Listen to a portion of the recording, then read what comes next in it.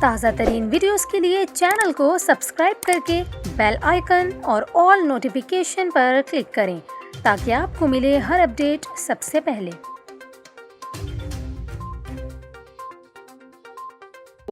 اور ابھی آپ کو بتائیں، حکومت سندھ نے کراچی شہر کی بڑھتی ہوئی آبادی اور مسائل کے پیش نظر ماسٹر پلان 2047 کی تیاری کا آغاز کر دیا۔ ماسٹر پلان کی تیاری کے لیے 8 رکنی کمیٹی بھی تشکیل دے دی۔ ماسٹر پلان کسی بھی شہر کی زمین کے موجودہ استعمال کو مد نظر رکھتے ہوئے آئندہ آبادی کے لحاظ سے ڈیولپمنٹ کی سفارشات تیار کرتا ہے۔ اس سلسلے میں جمعرات کو لوکل گورنمنٹ کی زیر صدارت اہم اجلاس بھی منعقد ہوا۔ اجلاس میں کراچی ماسٹر پلان 2047 پر غور کے لیے 8 رکنی کمیٹی تشکیل دے دی گئی، جس کے چیئرمین اور ممبران میں SBCA، KDA، master plan department, LDA اور MDA سمیت دیگر اداروں سے نمائندے شامل کیے گئے ہیں۔ ماسٹر پلان کمیٹی کا پروجیکٹ ڈائریکٹر، KDA کے سینئر اور غیر ملکی اداروں کے ساتھ کام کا وسیع تجربہ رکھنے والے افسر نعیم وحید کو تعینات کیا گیا ہے۔ کمیٹی کے اجلاس میں کیے جانے والے فیصلے کے مطابق کنسلٹنٹ ہائر کرنے کے لیے TOR بنائے جائیں گے۔ کنسلٹنٹ منتخب ہوتے ہی